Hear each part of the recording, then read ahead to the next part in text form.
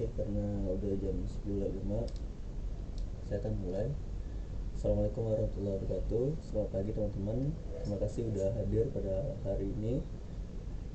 Hari ini kita akan lanjutkan tutorial, yaitu tentang clustering, dan ada kita membahas sedikit deep learning. Oke. Untuk linknya sama kayak kemarin sih, mungkin nanti akan saya share lagi. Bentar ya.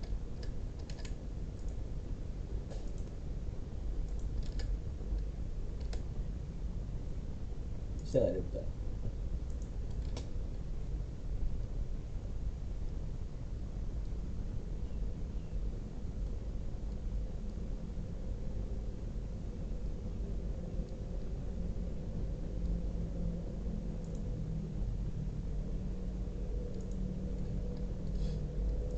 Ehm, Kresna mungkin boleh di share screen. Oke. Oh ya, ini teman-temannya jangan lupa itu ya, diingatkan ya supaya ada. Thank you.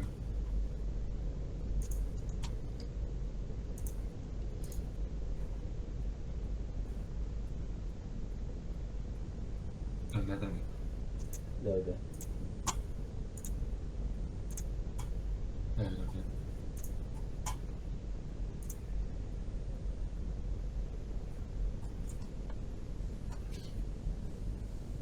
Oke, mungkin nanti kalau kalian ada pertanyaan boleh diajukan ketika lagi menjelaskan ataupun baru selesai menjelaskan. Ya, silakan, Krisna. Oke, sebelumnya selamat siang ya teman-teman. Terima kasih atas kehadirannya dalam tutorial data mining yang kedua kali ini. Jadi di sini pertama-tama aku akan membahas tentang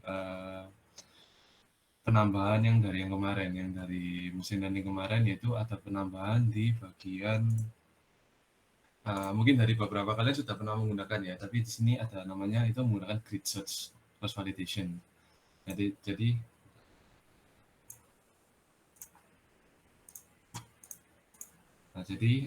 di grid search validation ini gunanya itu untuk apa? Jadi di sini itu digunakan untuk mencari parameter terbaik dari sebuah model.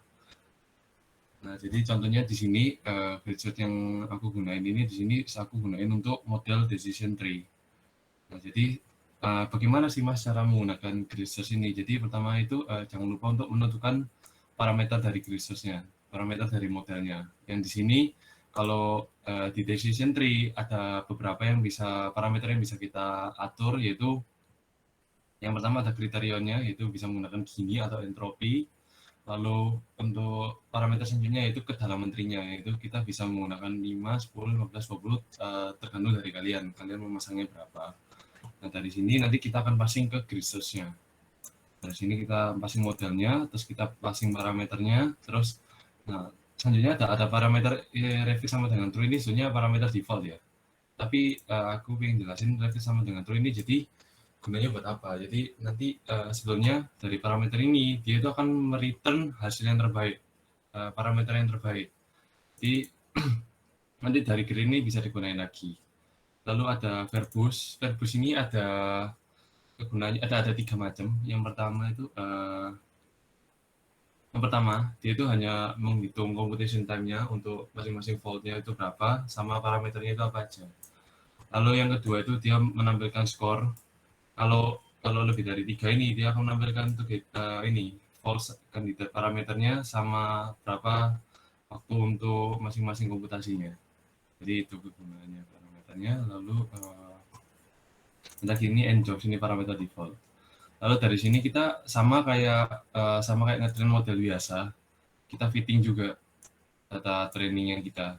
Nah, dari sini enaknya kalau kita menggunakan grid search ini kita langsung bisa tahu base parameternya itu apa. Nah, di sini kita lihat kalau dari kan ini kan ada dua parameter yang berbeda, dan yang satu parameter ini punya 2 macam, yang satunya itu punya 4 macam. Berarti kan ada 8 kemungkinan kan. Jadi kan benar 8 kandidat kan.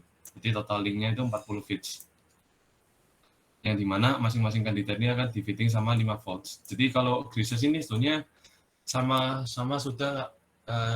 sudah sekalian sama cross validation-nya. Jadi sama dia itu sudah divalidasi untuk modelnya itu sebanyak 5. Nah, di sini sebetulnya bisa kalian ubah-ubah juga. Nah, nantinya di mana, Mas? Itu kalian bisa pasang ini, parameter cross CV-nya. Di sini kalian bisa pasang integernya berapa. Jadi kalau lebih dari 5 itu pakai default dia. Begitu. Jadi di sini bisa kita lihat kalau ternyata dari hasil ini berdasarkan data yang kita gunain, itu ternyata yang paling bagus itu kriterianya itu menggunakan entropi dan max state-nya yang paling bagus itu 5. Nah, dari sini bedanya sama prediksi biasa, dia langsung bisa sama sih, tetap grid predik terus menggunakan data testnya. Lalu untuk hasilnya juga sama untuk hasil prediksinya. Nah, di sini terlihat kalau lebih kan kalau kalian kan menggunakan manual kan kalian pasti harus menyeting satu-satu kan untuk parameternya apa saja. Nah, di sini enaknya kalau menggunakan grid search kalian langsung bisa menggunakan parameter yang terbaik yaitu dari Kagara Revit sama dengan True ini. Jadi kalian bisa langsung menggunakan parameter yang terbaik. Lalu selanjutnya aku pengen nambahin tentang deep learning. Mungkin dari beberapa kalian buat yang kompetisi juga sudah ada ya yang menggunakan deep learning ya. Tapi di sini aku jelasin model yang sederhana aja ya. Tapi di sini sebenarnya deep learning ini juga model yang sangat powerful. Mungkin nanti bisa ditambahin sama Mas Afif ya. Nah di sini ada model. Jadi di sini aku menggunakan model sekuensial untuk deep learningnya. Terus di sini ada kalau menggunakan deep learning kita harus mendefinisikan layer-layer yang akan kita gunakan. Nah, di sini ada layer dense yang aku gunain itu sebanyak 32 unit dengan activation-nya Relu. Di sini kalian bisa nanti cari-cari ya di keras layernya ya. Itu ada banyak macam-macam layer yang bisa digunain. Terus ada dropout. Nah, gunanya dropout ini apa, Mas? Gunanya dropout ini supaya tidak terjadi overfitting. Jadi di sini aku drop sebanyak 0,5. Lalu aku pasang lagi layer dense-nya sebanyak 32 unit dengan activation-nya sama masih kan Relu. Lalu yang terakhir itu adalah keras layernya dense ini 1. Nah, ini kenapa kok 1? Karena untuk label yang kita ingin dapatkan kan cuma 1. Jadi ya 1 dipasangnya di sini dengan activation-nya sigmoid. Lalu di sini jangan lupa untuk modelnya di-compile, yaitu dibuat dengan optimizer-nya itu Adam biasanya umumnya. Adam terus untuk perhitungan loss-nya itu menggunakan mean square error. Dan matrix ini kira-kira apa yang ingin ditampilkan, ternyata akurasinya kan. Di sini aku pakai akurasi. Lalu sama kayak model machine learning biasanya, ngefitting dengan data tesnya kita. Nah, di sini ada parameter yang bisa kalian ubah-ubah, yaitu ada namanya epoch. Epoch ini berapa kali training dia, kalian ingin training datanya. Terus di sini kalian juga bisa langsung nyeting validation datanya, yaitu pakai extract-nya. Jadi kalian bisa tahu hasilnya. Nah, di sini dapat kita lihat untuk per masing-masing epoch-nya. Kelihatan akurasinya berapa. Nah, terus selanjutnya kita menggunakan modelnya untuk buat prediksi. Sama kayak machine learning, kita langsung pakai model.predict. Kan sama seperti yang di atas ini. Ini predict juga. Ini kita buat predict, terus kita juga bisa langsung mengevaluasi.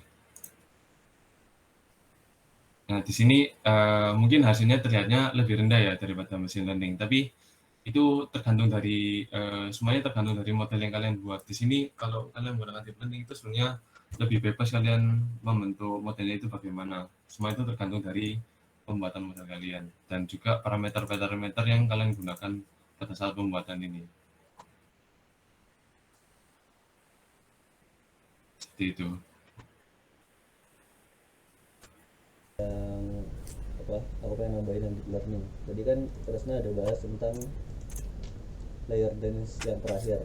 Nah, itu kenapa 1? Karena output yang kita pengen itu cuma 0 atau 1. Jadi misalkan kelasnya ada 5, berarti nanti layer dense yang terakhir adalah 4. Kayak gitu. Jadi biasanya tergantung kasus juga. Misalkan deep learning itu bisa misalkan di LSTM itu berbeda, nanti kalau misalkan di kasus numerical berbeda. Jadi tergantung eh, datanya apa, terus baru kita mendefinisikan untuk dari model itu sendiri. Jadi sebenarnya untuk mendefinisikan model itu nggak cuma satu cara sih, nggak cuma pakai keras model sekuensial, tapi kita bisa juga mendefinisikannya baris per baris. Cuma itu agak panjang sih, sama aja sih. Jadi ada juga powerful dari em, apa namanya deep learning itu ada yang namanya callback. Jadi kita bisa mendefinisikan sampai akurasi berapa yang kita mau. Kalau misalkan udah terpenuhi, nanti dia akan ngecut, jadi dia nggak akan training lagi. Mungkin bisa tambahin search di Google deh, Crash TensorFlow callback.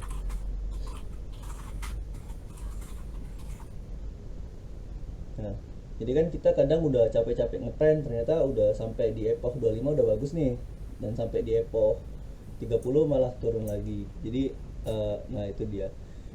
Jadi kita bisa mendefinisikan my callback-nya itu mau kayak gimana. Bisa didefinisikan juga akurasi yang ingin kita dapatkan berapa. Jika ya ibaratnya kalau di loop itu ketika udah if sekian maka dia akan ngebreak gitu sih. Jadi dia juga bisa ngebreak di tengah jalan, di tengah epoch, atau dia diselesain dulu satu epoch. Tapi seingatku sih dia diselesain dulu satu epoch, baru nanti dia akan ngebreak. Jadi tergantung dari epoch terakhir yang dia ngetrain itu berapa hasil akurasinya, kayak gitu. Lagi coba balik lagi ke codingan. Naik lagi ke atas. Epochnya 50. Nah, untuk yang keras layer dance yang pertama itu kan ada input dimension. Nah, itu disesuaikan dengan data kita. Misalkan data kita data gambar ya. Mungkin nanti bisa pakai input dimension atau input shape. Itu nanti disesuaikan shape dari gambar itu berapa. Misalkan kalau gambar itu kan dia pasti ada warnanya ya. Berarti kan biasanya di dimensi Z, X, Y, Z, dimensi Z itu 3 kan, warna kan biasanya dari 3 apa Tiga namanya, channel 3 channel. RGB. Nah itu misalkan di sini kan dia ada 30 image, terus 50 kali 50 pixel. Jadi disesuaikan dengan data yang kita masukkan. Biasanya kalau misalkan kita nggak teliti dalam masukkan input shape, dia akan error, ya itu case handling untuk error sih. Lagi ya.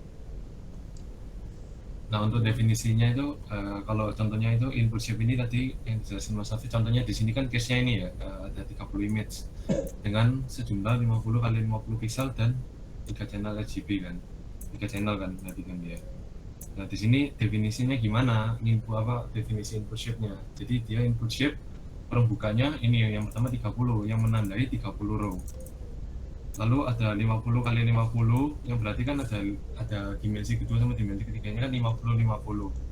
Dan yang terakhir itu 3. Dimensi terakhirnya 3 kan, yang berarti yang 3 channelnya seperti itu. Nah, kalau untuk contoh yang Mas contohin ini di sini, kenapa kok input dimnya 13? Itu karena sesuai dengan datanya itu nah, datanya di sini kita dapat lihat kalau ada 13 kolom saat jadi kan ini kan ya. 1 2 3 4 5 4 5 6 7 8 9 10 11 12 13. Jadi kan pas kan. Jadi gitu cara definisinya. Sebenarnya input dim sama input shape itu sama tapi cuma cara penggunaannya itu beda. Ini kalian bisa baca-baca di sini buat apa penggunaannya. Gitu sih. Bisa lanjutin Mas Afif. Oke, untuk layer itu nggak salah aku ada yang untuk normalisasi. Aku lupa ya. Selain dari dance itu, layer dance. Mungkin dari teman-teman ada yang ingin ditanyakan dulu nggak?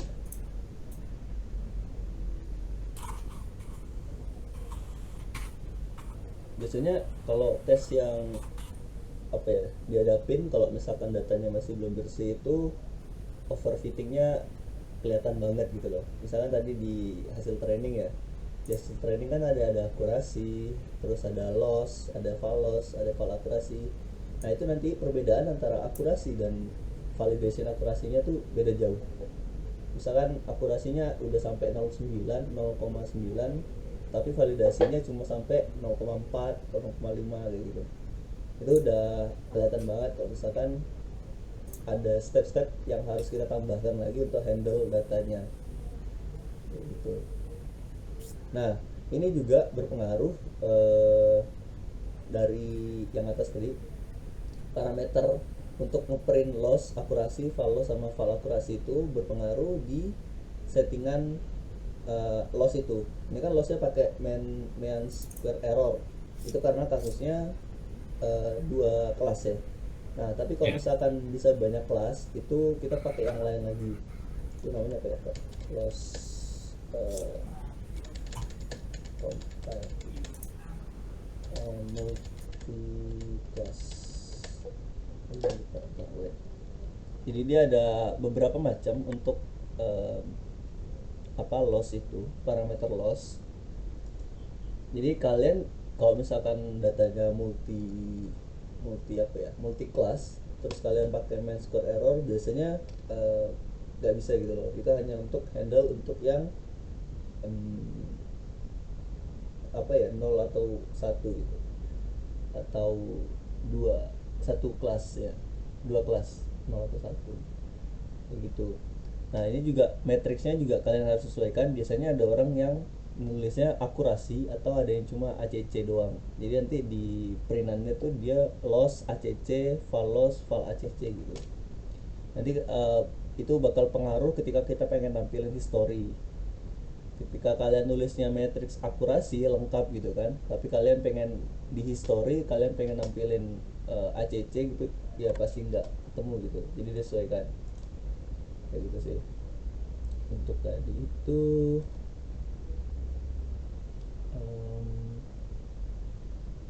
ada bentar tadi ya, mungkin ada teman-teman ada yang ingin tanyakan dulu nggak?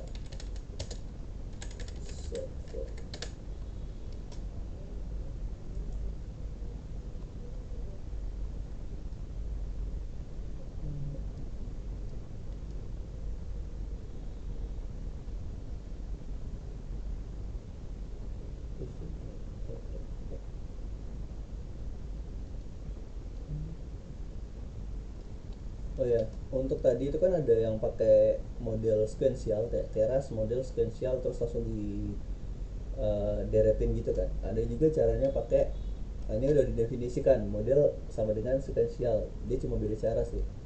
Terus nanti model add model.add gitu sih, model.add dalam kurung dance terus apa gitu. Jadi ada dua cara kayak gitu. Nah itu kan ada tuh add tf keras, layer add apa, terus outnya apa gitu kan, gitu.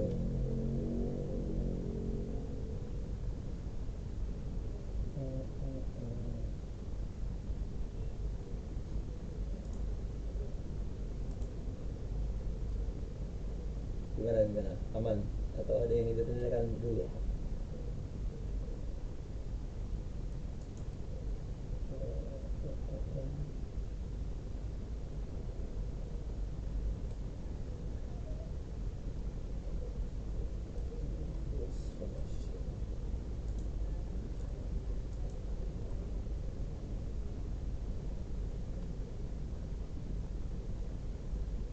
Mas, Ya. nanya, untuk layer add sama model add model tuh bedanya apa, Mas? Yang sequential lah maksudnya. Ya, sequential. Itu cuma beda di cara penulisan aja sih, tapi ya fungsinya sama, dia mengenerate model gitu. Jadi dia nyusun model main duluan gitu. Kan biasa ada orang yang pengen nambahin layarnya, apa istilahnya, aku pengen nyoba model ini terus nambahin layer baru lagi gitu loh. Jadi setiap ngeran nambahin model kan bisa juga kayak gitu. Ada juga orang yang pengen langsung dari satu gitu kan, langsung pakai sequential terus di baris yang kayak tadi, yang kayak di contoh codingan kita itu kan, ada orang yang langsung pengen kelihatan banyak gitu, kayak gitu sih. Oh ya, untuk tadi itu yang loss itu, kalau untuk yang apa multi class itu bisa pakai, coba cari losses di field di itunya, di search yang di atas itu loh. Ya udah, di search itu coba loss. Nah itu bisa pakai yang sparse mana bawah op. Nah itu bisa pakai sparse categorical cross entropy gitu. Jadi nanti kalau nggak salah dia nggak ada akurasi atau nggak ada loss ya, aku lupa deh. Pokoknya ada beberapa parameter ya, disesuaikan aja. Jadi ketika kalian pengen ada validasi akurasi, terus akurasi loss, validasi akurasi terus loss, validasi loss, kayak gitu pakai apa gitu. Ya, emang ada beberapa yang dia adanya loss doang atau akurasi doang gitu, aku lupa sih. Kayak gitu sih. Nah, dari yang lain kira-kira ada yang ingin tanyakan nggak? Izin tanya Mas, Ya, tapi ini lebih ke yang tadi sih Mas, ke yang ke grid search. Oh iya. tanya lagi. Itu kan untuk yang grid search kan, kalau yang aku baca sendiri yang di dokumentasinya itu kan ada yang fungsinya apa, yang score ya Mas ya, yang bakal nge-return score dari datanya. Nah itu perbedaan skor sama kan, apakah kalau kita udah pakai skor tuh udah merupakan akurasi terbaik, atau harus kayak kita memanggil fungsi akurasi lain ya Mas? Kayak pakai akurasi skor lain atau pakai skor dari grid search ini udah cukup?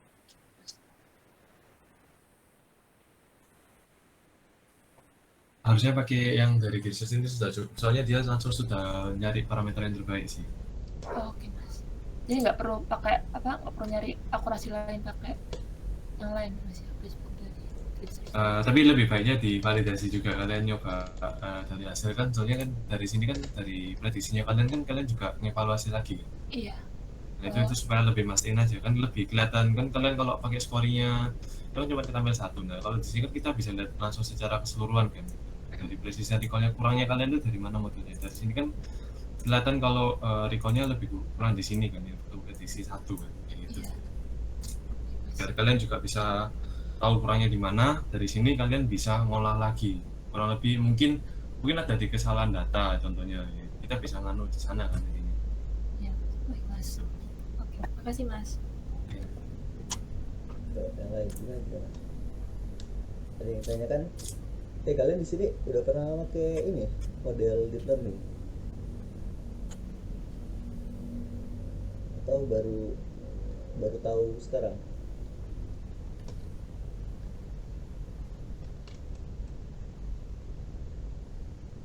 Jadi kalau misalkan untuk data-data yang kompleks tuh emang lebih enakan pakai deep learning gitu sih.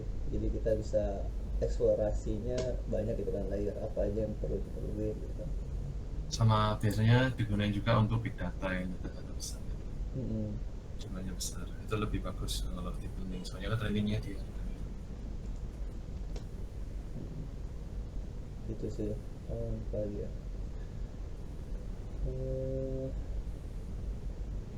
Mungkin bisa dilanjutin aja Viv, nanti mungkin ditampung ya. Oke, kita lanjutin ke clustering. Nah, untuk clustering di sini kita pakai dua jenis algoritma, yaitu K-means sama hierarchical. Nah, jadi kalian udah pernah belajar juga kan untuk gimana cara perhitungannya hands on by matematiknya kan. Nah, di sini kita akan coba gimana sih codingannya kayak gitu.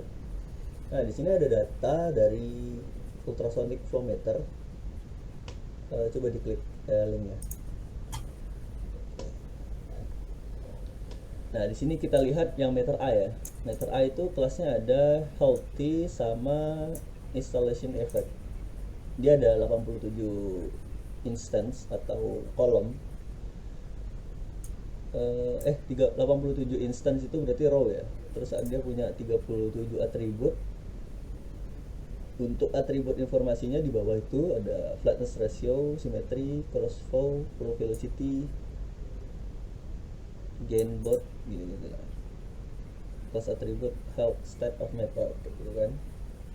Oke. Kita langsung ke datanya. Ya, jadi setelah penjelasan itu semua, tampillah numerik ini sampai 30 berapa tuh? 37 ya, karena dari 0. Ya, 37 dari 0. 37. 36, indeks ke 36 isinya kelas. Jadi Kelas. dia jelas banget kan 1, 2, nah begitu. Nah, kalau misalkan kita melihat data numerik seperti ini, yang pertama kita harus lakukan adalah normalisasi, karena jelas banget kan, ada yang 30-an dan ada yang under 0, under 1, 0 komaan gitu kan. Jadi kita harus menyamakan normalisasi, skalanya kita harus samakan dulu. Nah, oke, ke bawah kita normalisasi dulu. Nah, untuk normalisasi sebenarnya bisa macam-macam sih caranya. Bisa juga kalian pakai aku lupa ya, standar scalar atau min-max scalar gitu kan.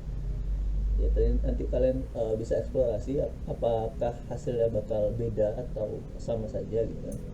Nah, di sini aku pakai fungsi dari scikit-learn processing normalize.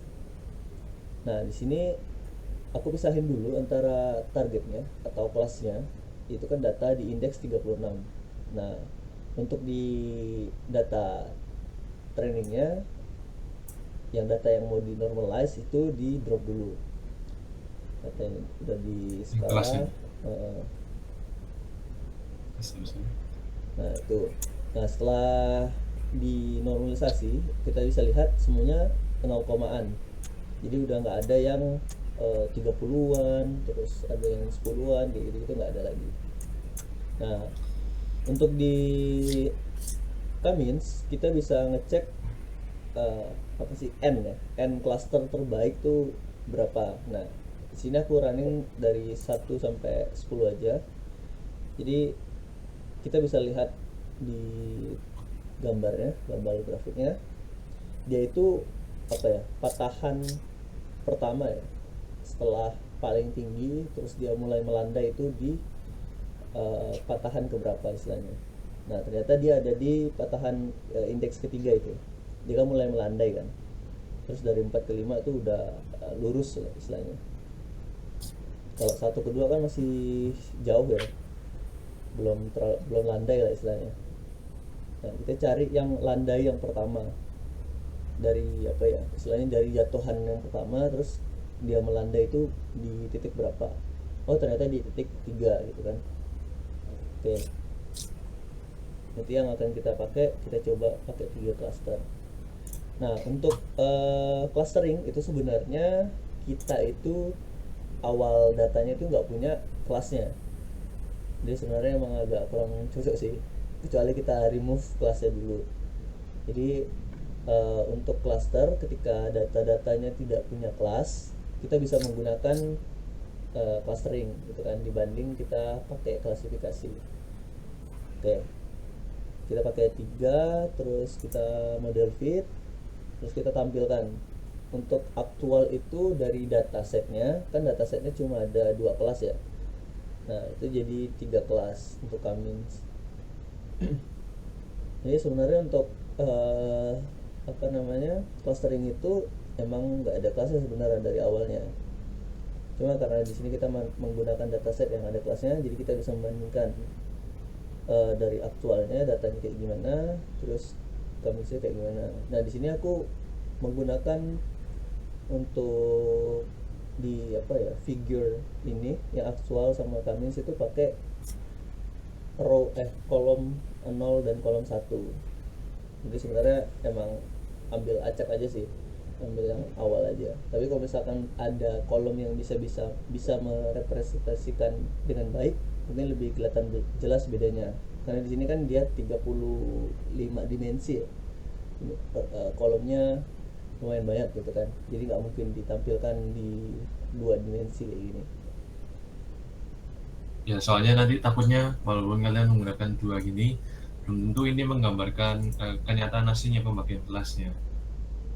Maksudnya dari sini mungkin kalian ingat kalau ternyata pembedanya kayak gini, tapi itu sebenarnya kan hanya terpengaruh oleh dua variabel ini saja. Padahal berdasarkan data aslinya kalian tuh punya 36 fitur kayak gitu. Jadi kan kurang merepresentasikan. Nah, terus ini walaupun memang kan ini kan dibandingkan dengan yang aslinya, terus kita ngeliat, oh ternyata kok kelihatan beda, apakah salah mas? Oh sebenarnya enggak. Jadi sebetulnya dari clustering ini kalian lihat, clustering ini kan pengelompokan kan, jadi belum tentu yang kalian bentuk kelas ini 3 ini salah. Lebih tepatnya informasi yang didapatkan itu sebenarnya lebih berbeda gitu aja. Jadi bukan berarti salah kalau kalian dapetin kelasnya ini 3 gitu. Lanjut ya. Oke, nah di situ untuk comments selanjutnya kita pakai hierarchical.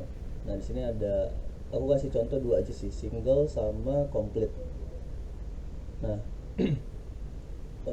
kita lihat dulu, kalau single itu kita cari yang minimum distance antara titik A dan titik B gitu. Sedangkan nanti kalau complete kita yang kita hitung itu pakai maksimumnya. Nah, oke, lanjut ke atas. Yang single. Nah, sini kita pakai agglomerative clustering, kita pakai n clusternya 3,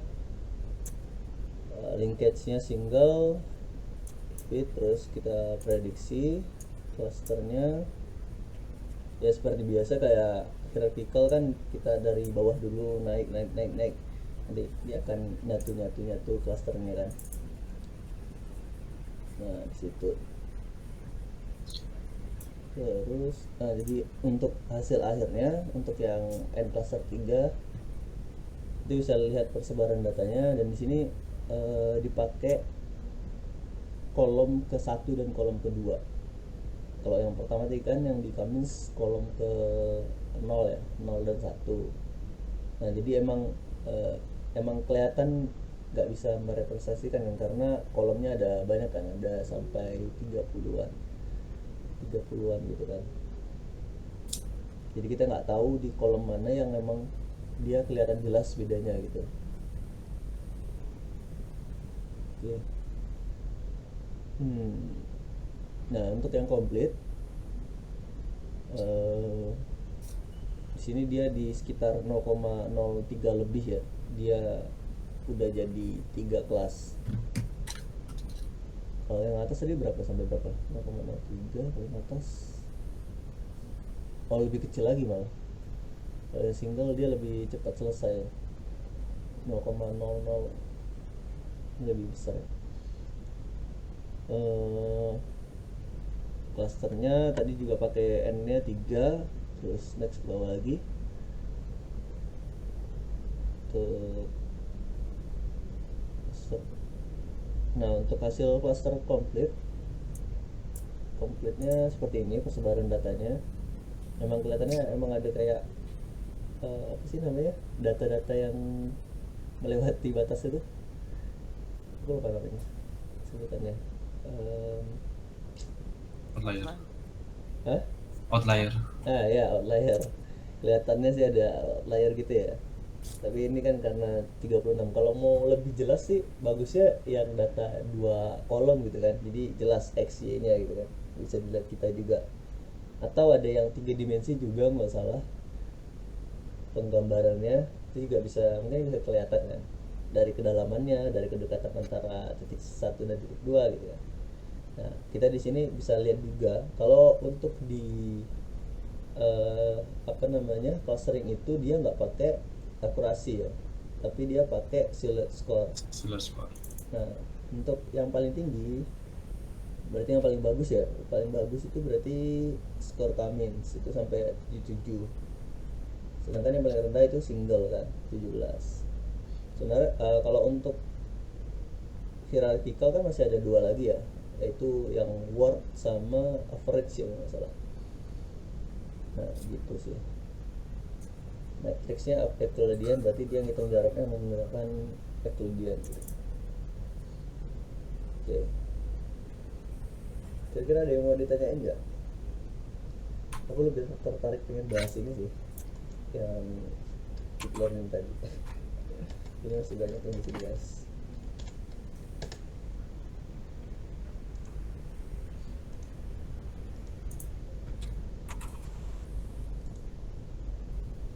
Jadi kalau untuk apa ya, istilahnya TensorFlow lah ya, aku bicara TensorFlow deep learning itu sebenarnya bisa dibilang kebagi 5 sih. Yang dasar, istilahnya numerical dasar, terus yaitu yang kedua apa ya, yang kedua dia tentang news, berita kayak gitu. Terus ada juga yang gambar, terus ada juga yang gambar tapi dia menggunakan training sebelumnya. Terus yang kelima itu tuh, sama juga masalah NLP juga.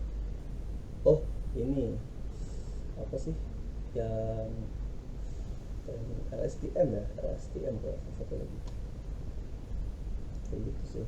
Jadi kalian kalau misalkan pengen ngambil sertifikasi TensorFlow itu minimal kalian pernah lah nyoba semua itu, dari 5 itu semua gitu sih.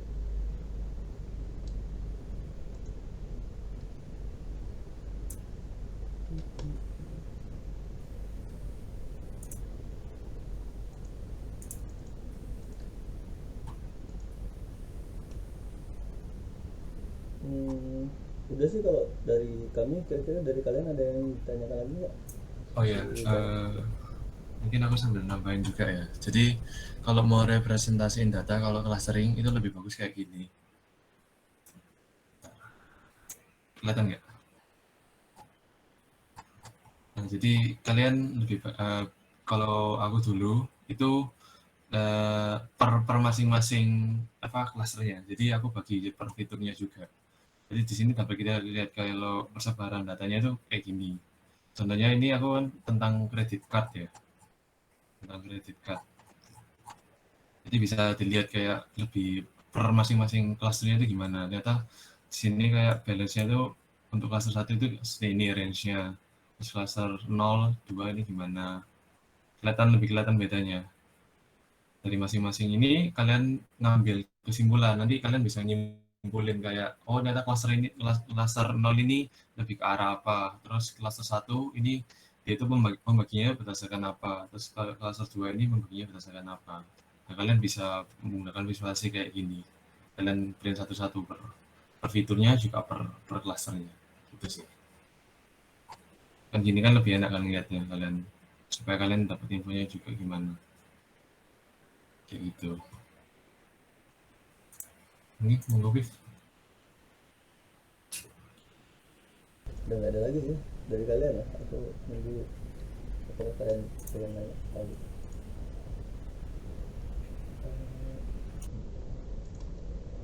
Gimana? Ada yang ingin tanyain nggak?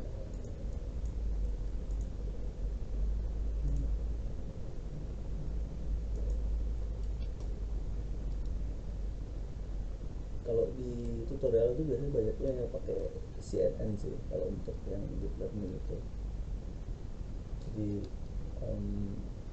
kan ada juga yang layer-layer dikurangin setiap apa namanya per layer dimensinya nggak salah. Bukan dimensinya, apa namanya, hidden layernya makin kecil kayak gitu-gitu.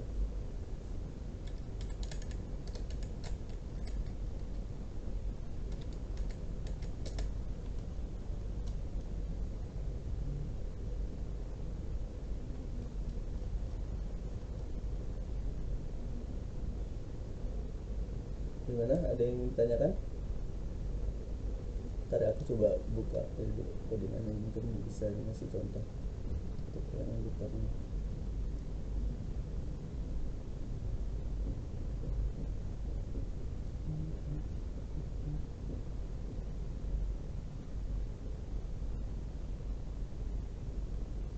Oh iya, untuk minggu depan tuh sebenarnya ini ya jadwal demo kalian di Classroom udah dikasih ini belum? Tugas yang baru.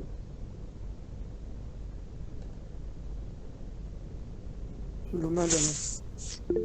Belum ya? Kayaknya baru jadwal demonya dikasih tahu ya terus. Oh iya. Crash mungkin bisa di share Crash linknya Crash. Jadi kalian nanti mendemokan dua sih, yang baru sama yang kemarin yang kalian apa lomba Kompetisi itu. data mining. Kompetisi itu kayak gitu.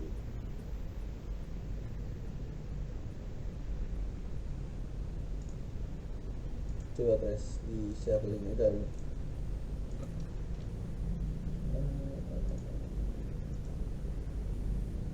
Ntar ya.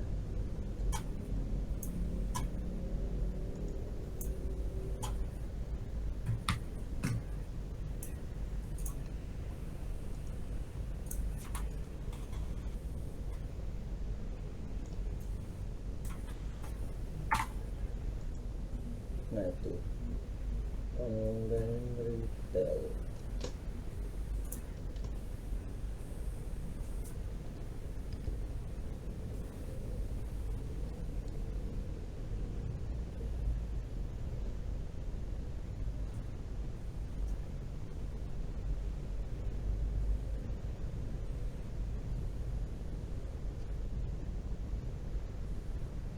Jadi kan di situ kalau bisa dilihat tuh kan, coba sambil share screen guys.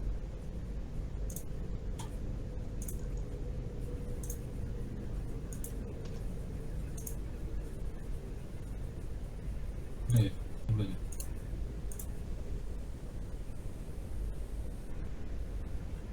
Belum. Oh, oke, udah muncul ya. Em, coba yang di kolom kan ada itu kan ada 25.000 ya. Nah kalian nanti untuk mengolah datanya pakai sekitar 1% atau 2% aja biar cepat. Jadi untuk pemilihan datanya ya terserah, pokoknya range-nya tadi ya 1 atau 2%, itu kan sekitar berapa? 2000-an ya, 2000 sampai 3000 gitu.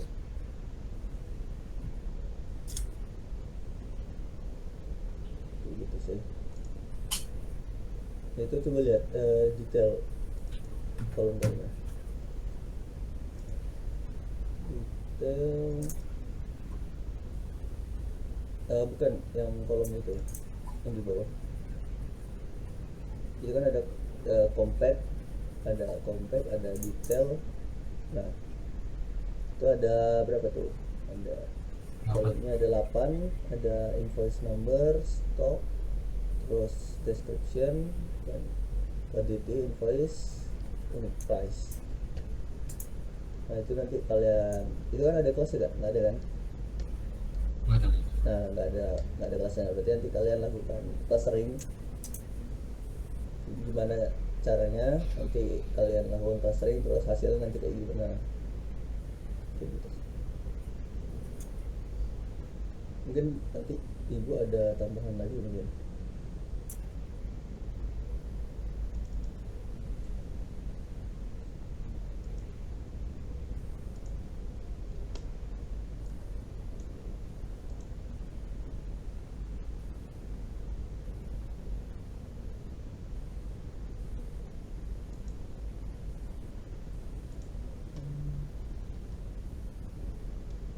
Ya mungkin ada yang ingin kalian tanyakan?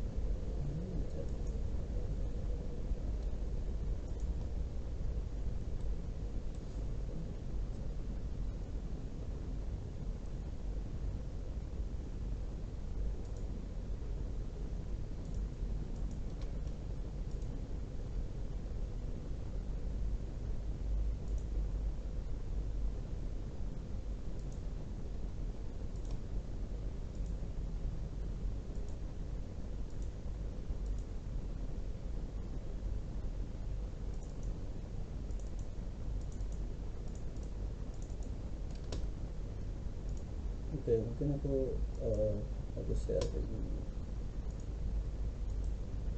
contoh ini ya, contoh codingan sertifikasi TensorFlow. Jadi dia ada 5 problem. Yang pertama tuh kayak yang biasa aja, kayak numpy array, terus kita harus solve. Nah di sini yang tadi kan si Kresna makainya sequential yang langsung di dalam apa namanya, yang jadi parameter itu kan. Nah kalian juga bisa pakai model add, layer, dense bentuknya gitu. Nah kalau tadi Kresna pakai input shape, input dim, aku pakai input shape.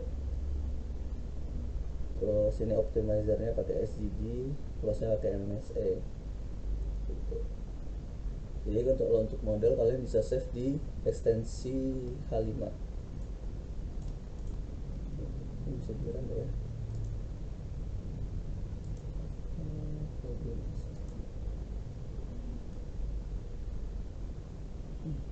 Satu lagi. Terus untuk yang callback yang tadi aku bilang, itu kalian bisa kayak gini kan. Misalkan akurasinya aku pengen di atas 85 dan validasi akurasinya 85 baru dia stop. Jadi kalian bisa setting untuk di callback kalian ketika kapan datanya akan di cancel trainingnya kayak gitu. Dan menurut aku ini sangat membantu. Misalkan epochnya kita training 100 kan, dari epoch 100 itu kita nggak tahu kan yang paling bagus akurasinya itu ketika epoch berapa. Kadang-kadang ada sih yang dari rendah makin naik gitu kan. Kadang ada juga yang makin kebanyakan data gitu, dia jadi nurun lagi akurasinya kayak gitu. Tapi itu juga kita harus handle juga ya untuk overfittingnya. Oke. Nah untuk yang problem kedua ini kita disuruh neural network untuk detect horse and human dataset. Ini cuma contoh sih.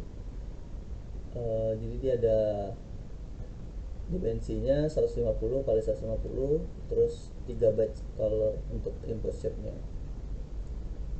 Terus mana lagi ya, nah, untuk gambar itu sebenarnya macam-macam yang bisa kita lakukan ya, kayak di rescale, terus bisa di apa namanya ya, targetnya tadi dimasukkan. Kita juga bisa apa ya istilahnya, diputar gitu kan. Gambar kan kalau misalkan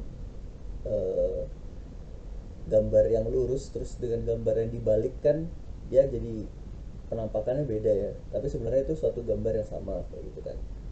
Jadi si model itu harus belajar juga bahwa ketika gambar itu diputar, bukan berarti itu gambar yang baru, tapi bisa jadi gambar yang sama cuma peletakannya berbeda gitu kan. Entah itu diputar 180 atau putar 90 kayak gitu. Di sini aku pakai conditional 2D, ada juga masking. Nah di sini input shape-nya kelihatan ya 150, 153 gitu kan. Nggak cuma satu dimensi yang kayak Kresna tadi. Nah di sini dia layer dense-nya kan, karena tadi cuma ada 2 kelas, terakhirnya aku pakein 1. Tapi sebelumnya layer dense-nya 512 biar dia ngefilter lah, kira-kira gitu kan. Terus baru 1. Jadi ini untuk layer-layer ini sebenarnya hasil dari eksplorasi kita juga sih. Ketika kita pakai model kayak gini, apakah hasilnya optimal atau enggak, misalkan coba model lain kayak gimana, kayak gitu. Nah tadi kan matrix di codingan si Kresna itu kan dia pakai akurasi ya, aku cuma pakai ACC. Jadi nanti untuk di history dot itu tuh kan biasa disimpan di history ya, kita akan manggil matrixnya matrix akurasi ACC kalau di sini kasusnya kayak gitu. Terus untuk yang studi kasus ketiga, dia itu pakai model pre-train model. Terus dia juga akurasi dan validasinya harus di atas 93. Jadi setiap nomor ini maksimal skornya 5 kan. Jadi bisa jadi ada beberapa parameter penilaian yang nggak memenuhi, biasanya kita cuma bisa dapat 3 poin, 4 poin, atau bisa kalau misalkan lengkap semua bisa full 5 poin gitu. Ini sama sih, cuma bedanya ini pakai pre-trained model pakai inception. Jadi kalau di deep learning itu kita bisa memanfaatkan model yang udah ada untuk jadi pre-trained model kita. Istilahnya kita udah ada init modelnya, terus nanti kita tambahin dengan data kita. Nah itu juga sangat membantu untuk istilahnya mendeteksi biar lebih akurat kayak gitu kan. Misalkan kita punya pre-trained model untuk mendeteksi orang gitu kan, apakah ini orang atau bukan gitu kan. Nah nanti misalkan udah ada pre-trained model, kita tinggal tambahkan data set muka kita buat mendeteksi itu apakah kita atau bukan. Karena tadi untuk mendefinisikan orang atau bukan kan udah di handle di pre-trained gitu kan. Jadi bisa lebih kompleks lagi kalau misalkan bisa pakai pre-trained. Dan datanya itu udah kita nggak perlu mikirkan datanya. Itu sih. Yang sih aku juga pakai oh ya di sini tadi yang aku maksud, di image data generator tuh bisa di rescale, terus bisa di rotation range, dia di rotasi sebesar berapa gitu kan, height shift, width shift. Height shift kayaknya ditarik ke atas, range nya berapa, terus dilebarin berapa, zoomnya berapa kayak gitu kan. Kalau di gambar tuh lebih kompleks sih.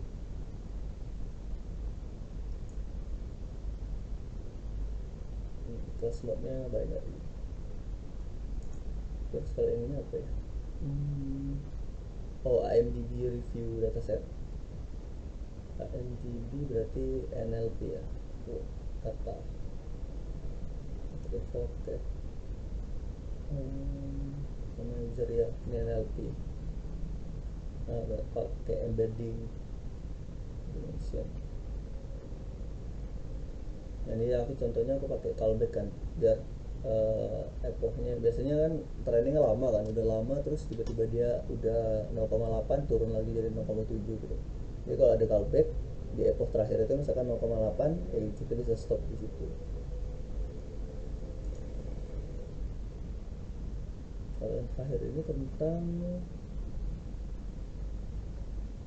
sunspot. Sunspot berarti memang itu CSV. Ini time series ya, pakai LSTM. Nah di sini aku pakai lossnya my, sama optimizernya Adam. Callbacknya aku panggil callback yang aku buat sendiri. Ya kayak gitu sih. Untuk deep learning itu bisa banyak yang kalian handle. Tadi bisa numerical dasar, gambar, terus pakai pre-trained model gambar, terus tadi apa lagi ya, NLP, dan terakhir kalian bisa juga pakai LSTM gitu sih. Kira-kira ada yang mau ditanyain nggak?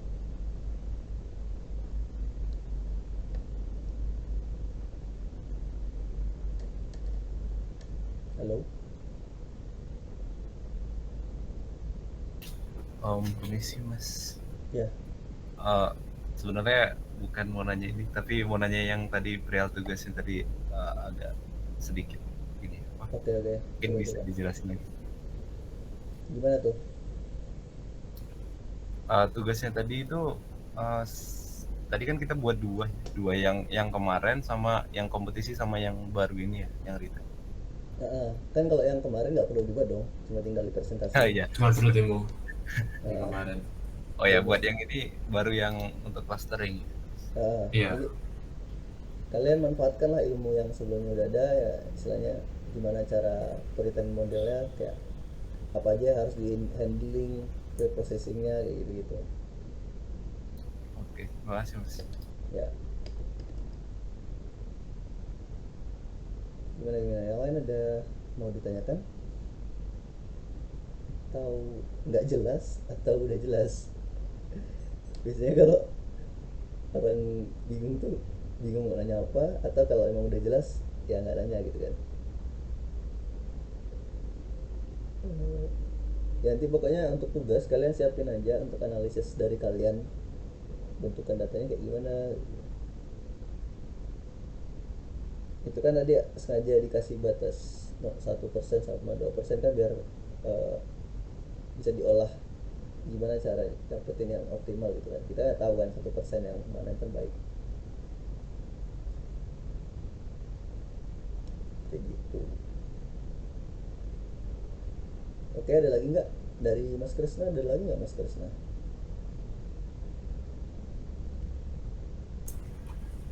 Aman sih, sudah semua sih. Kalau dari kalian?